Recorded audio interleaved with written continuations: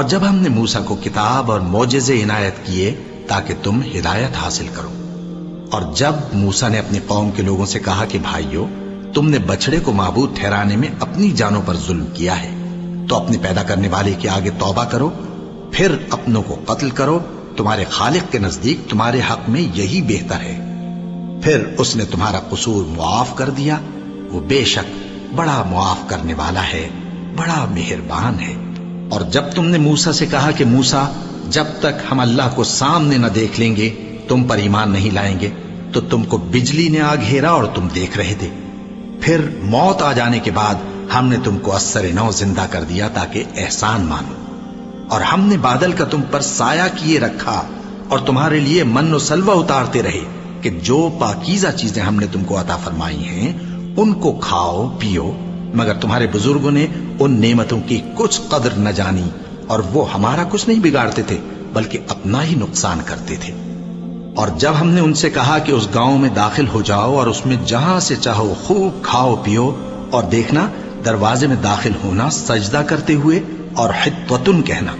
ہم تمہارے گناہ معاف کر دیں گے اور نیکی کرنے والوں کو اور زیادہ دیں گے، تو جو ظالم تھے انہوں نے اس لفظ کو جس کا ان کو حکم دیا تھا بدل کر اس کی جگہ اور لفظ کہنا شروع کیا، پس ہم نے ان ظالموں پر آسمان سے عذاب نازل کیا کیونکہ نافرمانیاں کیے جاتے تھے۔ اور جب موسیٰ نے اپنی قوم کے لیے ہم سے پانی مانگا تو ہم نے کہا کہ اپنی لاٹھی پتھر پر مارو، انہوں نے لاٹھی ماری تو اس میں سے 12 چشمے پھوٹ نکلے، اور تمام لوگوں نے اپنا اپنا گھاٹ معلوم کر کے پانی پی لیا۔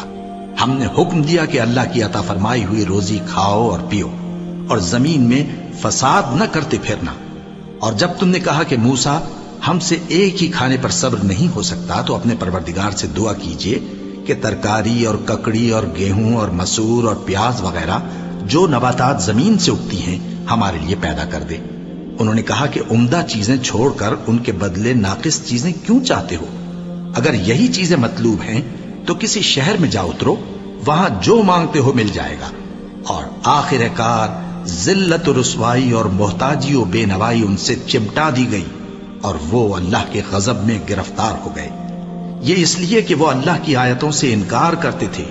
اور اس کے نبیوں کو ناحق قتل کر دیتے تھے، یعنی اس لیے کہ نافرمانی کیے جاتے اور حد سے بڑھے جاتے تھے۔ جو لوگ مسلمان ہیں یا یہودی یا عیسائی یا ستارہ پرست، یعنی کوئی شخص کسی قوم و مذہب کا ہو، جو اللہ اور روز قیامت پر ایمان لائے گا اور عمل نیک کرے گا، تو ایسے لوگوں کو ان کے اعمال کا صلہ اللہ کے ہاں ملے گا، اور قیامت کے دن ان کو نہ کسی طرح کا خوف ہوگا اور نہ وہ غمناک ہوں گے۔